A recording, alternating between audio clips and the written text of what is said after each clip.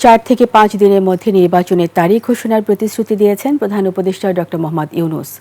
একই সঙ্গে নির্বাচন ভণ্ডুল করার অপচেষ্টাকে রুখে দিতে সবাইকে ঐক্যবদ্ধ থাকার আহ্বান জানিয়েছেন তিনি।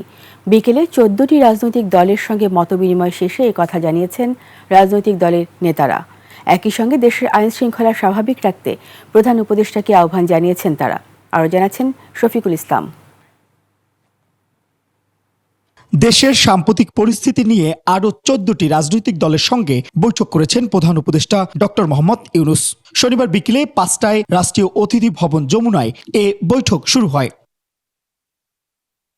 বৈঠকের শুরুতে মাইলস্টোন স্কুল অ্যান্ড কলেজে বিমান দুর্ঘটনার ঘটনায় নিহতদের স্মরণে 1 মিনিট নীরবতা পালন ও মোনাজাত অনুষ্ঠিত হয়। বৈঠকে নির্বাচন সহ বেশ কিছু ইস্যুতে কথা বলেন প্রধান উপদেষ্টা। এ সময় তিনি বলেন, নির্বাচনের প্রস্তুতি নিয়ে অগ্রসর হলেই নানা ষড়যন্ত্র সামনে আসছে। ঐক্যবদ্ধভাবে সেসব ষড়যন্ত্র প্রতিহতের আহ্বান জানান তিনি। বৈঠক শেষে একে একে বেরিয়ে এসে কয়েকটি রাজনৈতিক দলের নেতারা জানান, জুলাই সনদ ঘোষণার পাশাপাশি নির্বাচনী রোডম্যাপও ঘোষণা করবেন প্রধান উপদেষ্টা। জানান, আগামী 3 থেকে 5 দিনের মধ্যেই নির্বাচনের তারিখ ঘোষণার আভাস দিয়েছেন প্রধান উপদেষ্টা। প্রধান উপদেষ্টা ক্যাটেগরিক্যালি উনি বলেছেন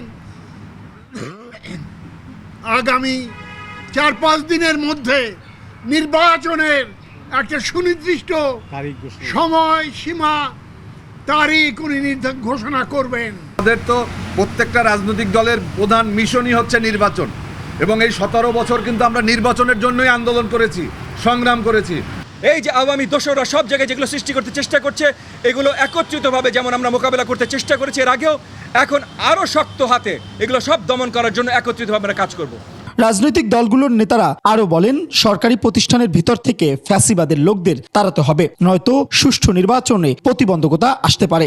আমরা সহযোগিতা করতেছি ওনাকে, কিন্তু আইন শৃঙ্খলা পরিস্থিতি যদি উন্নতি না ঘটে তাহলে সেটা কিভাবে হবে?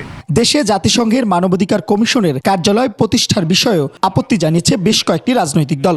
জাতিসংঘের মানবাধিকার কমিশন বিষয়ে তিনি আমাদেরকে আশ্বস্ত করেছেন এবং আমরা এটার কনফার্মেশন চেয়েছি যে এই বিষয়ে সরকার তড়িঘড়ি করে এককভাবে কোনো পদক্ষেপ নেবে না, বরং সকল মহলগুলোকে, দেশের অংশীজনদেরকে, বিশেষ করে রাজনৈতিক বড় বড় পক্ষগুলোকে এর সঙ্গে তারা অন্তর্ভুক্ত করবে। এছাড়াও দেশে আইন শৃঙ্খলা পরিস্থিতি স্বাভাবিক করার উপর জোর দেয় রাজনৈতিক দলগুলো। আসসালামু আলাইকুম। শফিকুল ইসলাম, 21 টেলিভিশন, ঢাকা।